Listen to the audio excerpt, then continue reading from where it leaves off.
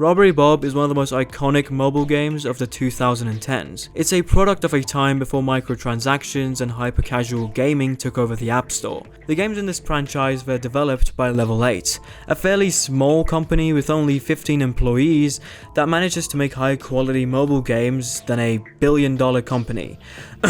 Voodoo. I'm talking about Voodoo. Level 8 is a developer driven by passion, and you can clearly tell because they have a YouTube channel where they upload subscriber specials, devlogs, and even music videos. And honestly, the best part is, they're not even bad. The stuff that you won't be needing. One man's trash is another one's treasure. Don't even have to thank me, I insist, my pleasure.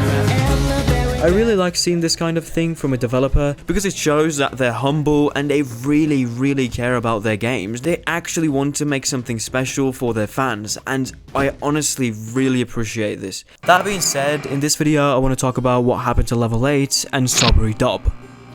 On the 2nd of February 2021, the official Level 8 YouTube channel announced a sequel to Robbery Bob, which was promised to release later that year. Robbery Bob, the sequel, will be soft launched during 2021. Now at this point, if you were a Bobbery Schnopp fan, you were really hyped to see Level 8 post more updates on their game on their social media. I mean, they said they would. They wouldn't lie, right? It's been 3 years of silence. Not much after the original announcements, Level 8 sold Robbery Bob to Deca, an indie publishing company, and then they shut down. So I guess Deca killed Robbery Bob? Alright, that's not fair to say. After acquiring Robbery Bob, Deca announced that they would be finishing the game, but it would be delayed by a year. So I guess Robbery Bob will be released in 2022. Oh, come on! Deca, after clearly not delivering on their promise, have gone completely radio silent, not even telling us whether the game is cancelled or not. And by the time you're watching this video, the last update we got on the Robbery Bob franchise would have been 2 years ago. So realistically, the sequel is never happening. But even if it were to happen, considering Deca's track record, I don't think it would have been very good. You see, Deca specializes in publishing games, but they do also develop games, and their original games are subpar, to put it politely. They have a couple of these games with really odd imagery and just unnecessary complicated game interfaces. I mean, look at this. I really doubt anybody can wrap their head around this. The game itself doesn't trust you to figure stuff out on your own, so it highlights buttons you need to press to progress. But besides the riveting gameplay, the weirdest thing is that these games have some really suggestive characters. But not all characters. No, that's unacceptable. Just the women. I am not against suggestive and conventionally attractive character designs, as long as they are not the main focus of the game. Skullgirls is a great example of this. It's a game filled to the brim with conventionally attractive characters in revealing clothing. But the focus of that game is the fighting and how fun the mechanics are. Deca's games, however, are not like that. They use these characters to trick people into downloading their games and hopefully getting addicted to the dopamine the game gives. Yeah, my bad, I forgot to mention, these games reward you for anything and everything. You can click a button and get 2 billion coins worth of rewards. It's very clear that they just made a cheap game so that some whale might get addicted to it and pay them thousands of dollars. There is nothing in this game to be proud of. Now, in the spirit of being fair, these games are not representative of all their games.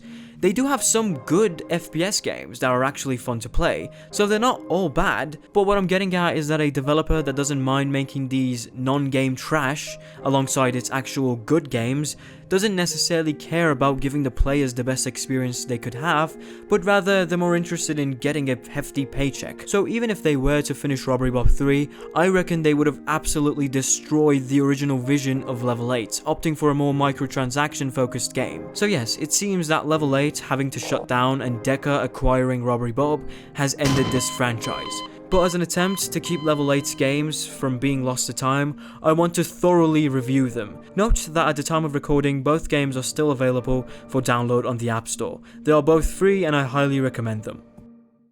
But first, now that I have more than 10k subscribers, a word from our sponsors, Raid Shadow. Hello parasocial relationship buddy, you see this guy? He has my name, and I hate him for that, in-game. So why not subscribe and join my Discord so I can game end him and become the most popular Jax ever. Robbery Bob. That's the first game. So the game starts with a comic book style intro, where our protagonist, Bob, is counting his days in prison, which add up to 10. Stay strong, brother, stay strong. While this is happening, a person from the outside gives Bob a file to break out of prison from the window. I'm surprised that they didn't just give Bob the keys to his cell, honestly. So after Bob escapes his maximum security prison, he meets the person who freed him. Trenchcoat Man. Yeah, we are never really told what this guy's name is, although if you listen to the Robbery Bob cold rap, we find out that his name is... On a secret mission, under Secret Sam's supervision. Secret Sam. Nice one, guys. Not really, good job, good job. But I'm just going to call him Coach from here onwards. Coach then takes Bob to a house and explains that breaking him out was a favor, not charity, and Bob needs to repay him by stealing other people's belongings. This is the plot of Chapter 1. The story of Robbery Bob is pretty much exclusively told through comic book strips and comedic dialogues exchanged between Bob and his employer. I went to my usual dive last night and I met this fantastic lady. I asked for a number, but she refused. So I need you to go into her house and take it for me. Has that ever worked for you? Shut the fuck up, liberal. They say it works on Reddit. I believe them. Shut up. These earlier levels are mostly used to explain basic mechanics to the player, and so they are incredibly easy. Level 1 is literally just one cube that Bob enters and exits immediately. Let's talk mechanics. The game is top down, if you couldn't tell. Bob can sneak, run, and if you get close to these shiny things, he will automatically pick them up. Now, while individually these mechanics are incredibly simple, together they create a complex system that is really hard and yet satisfying to master. You see, the game judges your performance based on 3 things: being caught, finishing the mission within the time limit, and getting all the loot in the mission. Basically, don't let anybody see you, be quick, and get all the money. And that's what's really impressive about Robbery Bob's mechanics. For example, sneaking through doors will slowly open them and will not make any noise, but sprinting through them will smack the door open and make a loud noise, alerting people around. Knowing this, you can either avoid running into doors or use it as a distraction, and the game is filled to the brim with these intertwined mechanics to the point where in later levels it becomes less of a thief simulator and more of a puzzle game in a good way. So now I'll go back to talking about the game's story and explaining new mechanics as they get introduced. The first level, as I said, is just a box with Coach's briefcase in it as the main loot, and Coach says that he wanted to test you. On what exactly? On walking? Oh golly gee, I need to see if you're fit to rob houses for me. Can you walk? Anyways, this is called main loot. Basically, it's the only loot you are required to get in each mission. Any loot besides this is unimportant, unless you want to ace every level. Which, I mean, who in their right mind would want to do such a thing? I mean, come on now. In the next level, we get our first non-player character, the Granny. Now, NPCs in Robbery Bob are actually really interesting. They walk on a set path that is completely visible to the player. They never deviate from this path unless the player somehow provokes them. And this strict game design applies to everything in Robbery Bob, which is perfect. Consistency is a necessity when it comes to stealth game design, and level 8 nails this to a T. The game is incredibly consistent, and every fail feels like a skill issue rather than a problem with the game. The next level, I forgot. As I said, the game is free to download, meaning it comes with ads. But wait, put the pitchforks down. It's okay. You get an ad after every level, which usually takes less than 3 minutes. But honestly, the ads are very short and the gameplay is really good, so I don't even mind. I'm totally okay with this. I'm happy to support the creators of this game. In the next level, we get no new mechanics. But the level after that, we are sent to steal a bowling trophy. I don't want to brag, but I'm quite the talented bowler. One time, I even won a trophy.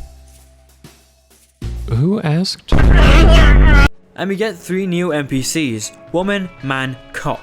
The cops will assault you on sight, which is frankly unrealistic because they are more likely to shoot you, and the man and the woman will call the cops on you. For the next few levels, nothing really happens, so let's talk about the art style. I love how this looks. It has that early 2010s mobile game look, which I absolutely adore. There's just something so charming about these houses and the furniture, and just the attention to detail when putting all this together. So in this level, we are introduced to the hiding mechanic. Basically, Bob can hide in certain places and people won't see him. For example, this box. We use it to not get seen by this guy on his way out, and we are just gone. So in the next level, Coach sends us to get him some legal documents. Must be important because there are cops guarding the house. So we find out that the legal documents were actually Coach's divorce papers. Which I'm just going to say it, if your significant other has to be under witness protection when you break up, you've probably done something wrong. In this level, we are taught how doors work. So you just pull the handle down and it opens. Jokes aside, this game does have some important door mechanics. As I said earlier, slamming doors makes noise. Not slamming them doesn't make noise. But in this level, we are told that leaving doors open will also alert guards and cause them to investigate. We are also shown how to use this to our advantage by distracting this idiot. Oh, okay, I see. In the next level, we are introduced to doggos. So in short, there are two kinds of dogs. Pitbull named Princess and Pitbull named SM62 Snark. Princess will run at Bob with intention to kill. How wholesome. She is usually on a leash, so Bob can outmaneuver her basically. SM62 Snark on the other hand likes Bob and will follow him and bark, which will alert nearby NPCs. You can either get rid of them by just not being in their sight for a long period of time, or, you can just So skipping forward a couple of missions, we reach the setup. As the name suggests, Coach has set us up and is hoping that we will get caught in this next heist. Little does he know, Bob is a professional and never gets caught.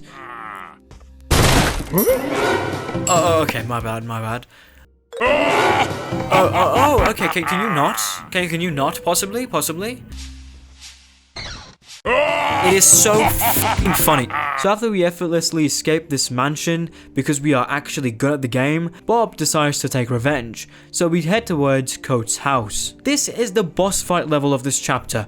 Bob is working alone, and the loot here is the loot we have previously stolen. Now while the main loot is just sitting out here, it's not a good idea to pick it up just yet, because the main loot is actually Bob calling the cops on Coach. So as soon as you pick it up, this happens.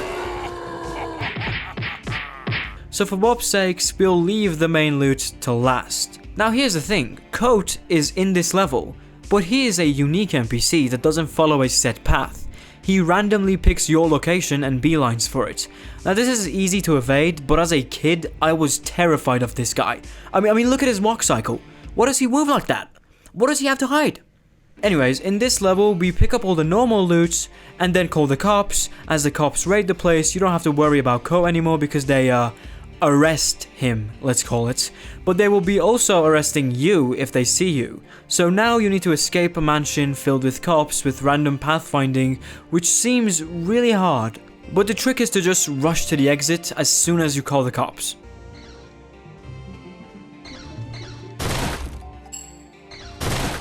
And that is the first chapter. Coach gets arrested and goes to jail, and Bob runs away with his loot. I don't know where to put this, but this game also has a leveling system where Bob can upgrade his stats. This is exclusive to this game alone and is not featured in the next. And maxing out Bob is actually really easy. I was already a third of the way there just by acing every level in the first chapter, which is not that hard. And so my Robbery Rob was insanely OP. Chapter 2 starts with Schnopp walking down the street and accidentally bumping into Big Guy. Big Guy drops his ice cream, Big Guy threatens to kill Bob, Bob complies to Big Guy's commands. This is Biff, and Bob caused them mild inconvenience. So obviously, Biff now owns Bob. Anyways, this chapter is where things really get fun, because we are introduced to cameras. If Bob enters a camera's range, he will be seen and then nearby cops will know his location. Sometimes you can disable cameras, but usually you just have to avoid them. Anyways, we very early on realize that Biff has anger management issues. Who would have guessed the guy that's forcing you to rob houses because you ruined his ice cream is not mentally stable? Shocker. In other news, the disguise icon. Using this, Bob can disguise himself. This allows him to walk in front of cameras and NPCs without getting noticed. The downside being that he can't run or steal loot, or else his cover is blown.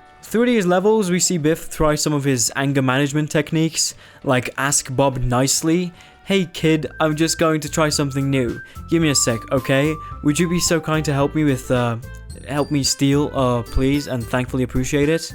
I don't know, I just found this so cute that even though I ruined his ice cream, he still thinks we're best friends or something, so he wants to try his techniques on me. So these next levels get kind of challenging, forcing us to combine our previous knowledge with our new knowledge to complete levels, which again is exactly what I love about this game. But there is also another mechanic at it. If Bob steps in liquid spilt on the ground, he will leave a trail on the ground, and NPCs will notice this and follow it. Anyways, the next level, Biff tells us that the DA is making a case against him, and so we need to enter the DA's office and steal whatever they have on Biff. Because of course, no better way to prove your innocence else than stealing the evidence that's suggesting you're not innocent.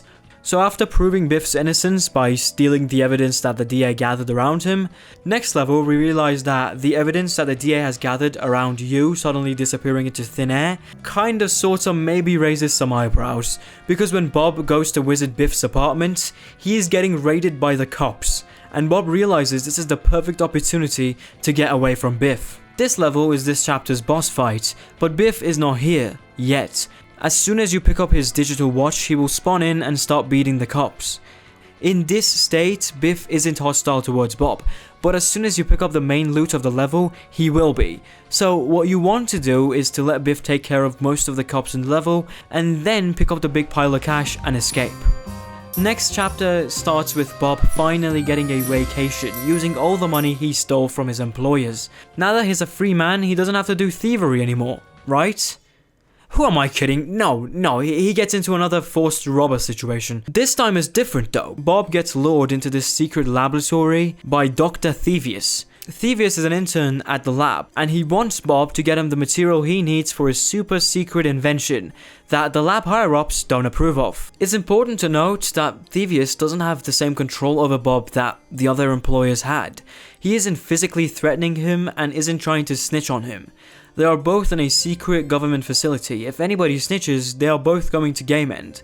Really, the only control he has over Bob is the fact that Bob doesn't know the way out, and Thievius promised Bob freedom when his device is completed, and that's why Bob is working for him. Anyways, enough lore. The first new mechanic in this chapter is lasers. The green and yellow lasers are timing based. They flicker on and off periodically.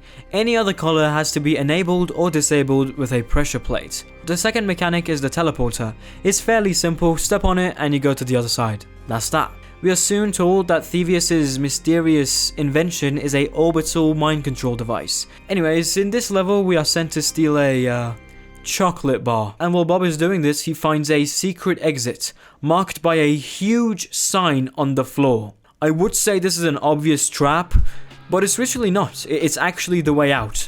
Bob starts ascending, and Thievius, knowing that he has lost all bargaining chips, keeps begging Bob to return. Anyways, that's how Robbery Bob 1 ends. Robbery Bob 2, Double Trouble, came out 3 years after the first Robbery Bob, and you can almost smell the budget increase. Better comics, better graphics, better gameplay, and a menu theme that, well, just listen. Wish I had a choice, gotta save my own skin. Forced into crime, but I'll turn it around. And some loot for me, I guess it's win-win. Just happen to be the best at what I do. Grab the controls and see if you can sneak too. Follow my lead, it's about to get real. Everybody dance for the Man of Steel. Shh, we're sneaking. I know, it is a bit corny, but I just like it. The game starts with Bob just minding his own business as a free man after he escaped from Dr. Thievius. But then he hears a cop and instinctively jumps through a hedge, ruining a couple's marriage ceremony. And as he tries to get away, the bride's father catches him. Luckily for Bob though, he is a mob boss and threatens to kill him immediately. Which means back to stealing we go. So the first thing to note is that I played this game right after Robbery Bob 1, and as I said, in that game my Bob was absolutely OP.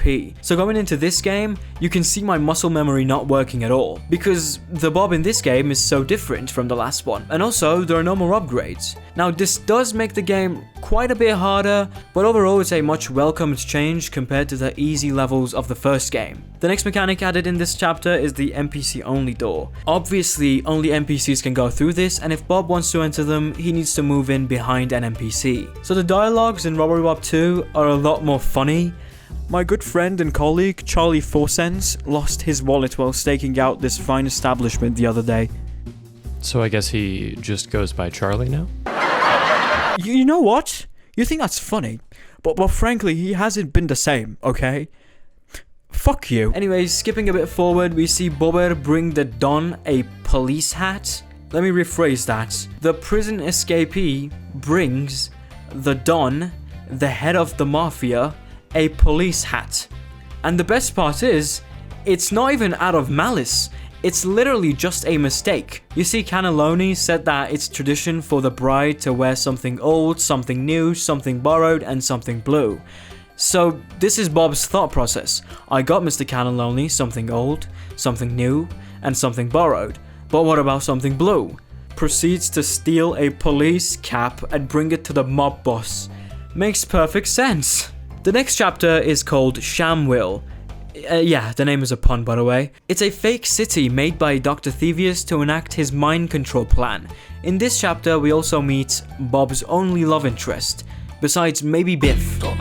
And she introduces herself as no other than Nikki Heist, Seeker of Mysteries, Unraveler of Secrets, Self-Certified Private Investigator. Nikki Heist? Brother. So now Bob, being the virgin beta, helps Nikki unravel the truth behind Dr. Thievius' plans, while also giving her some house burglaries. Are you an apartment flat rented by a single mother of 4? Cause I want to rob you. Don't you think these houses we've been to seem a little bit odd, Bob? Well, now that you mention it, yes. Random rocks on the floor, big computers in the kitchen, outside benches being inside the house, and the weird radioactive room? Yeah, I'd say these houses are pretty odd, because obviously it's all fake, it's all a sham. Anyways, the next mechanic is one of my favorites. You can use these pads to control one of these dogs. Cops and cameras aren't suspicious of dogs. Thus, you can use them to either get a cop out of your way or activate a pressure plate. For the last level in this chapter, we destroy Thievius' labs and send him to jail. By the way, I can't get this out of my head, but doesn't this police officer in this picture look like the meme?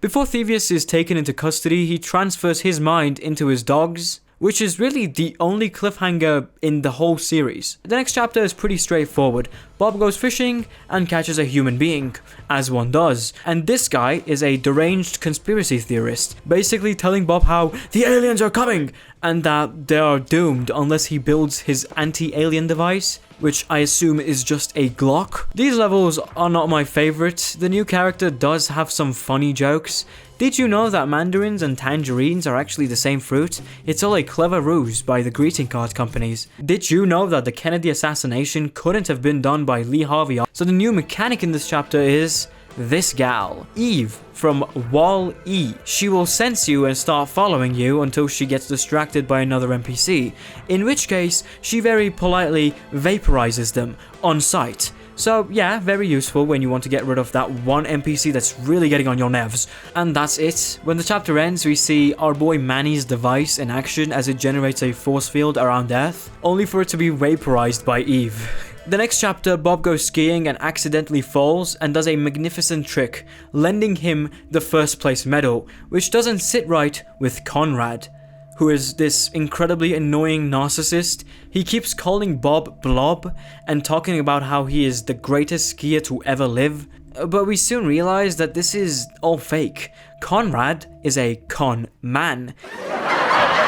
He sabotages his opponents, so he's guaranteed a win. The levels in this chapter are mostly like the other ones, with the only new mechanic being the goat that will try to kill you. Also, side note, Conrad plants a bomb to sabotage his opponent, which at that point, I mean, just shoot the guy. What, a bomb? Why? Bob gets tired of Conrad constantly sabotaging and bullying people, so he challenges him to a race. And lo and behold, the professional skier loses.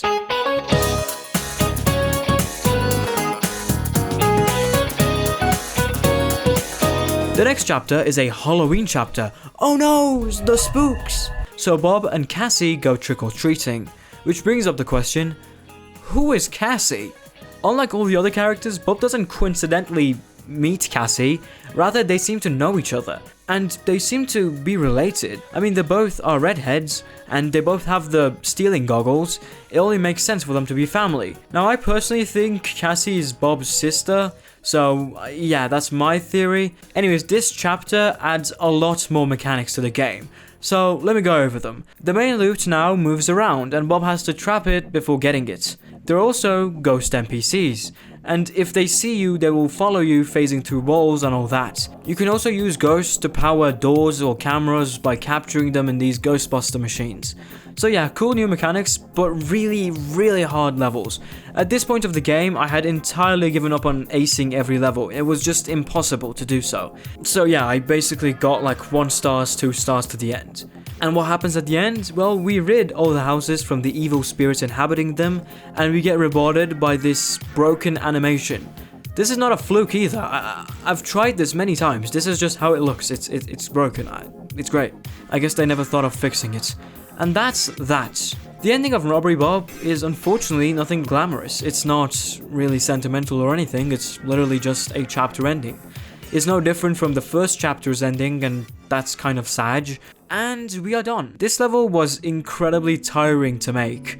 On one hand, I wasn't sure who would actually care about Robbery Bob lore, and on the other hand, I really liked this game as a child and would have hated for it to not get the attention it deserves. The reality is, this game was a product of a time where mobile gaming was not just oversaturated hyper-casual games, but rather there was an actual attempt at making something unique for the players. It is so sad to see a developer like Level 8 shut down, while a developer like Voodoo continues to grow and make millions every day. To me, Robbery Bob is what the mobile gaming industry could have been, and the fact that it's not makes me very sad. So yeah, that's all. Thank you for watching, I hope you enjoyed the video, and thank you for 10,000 subscribers.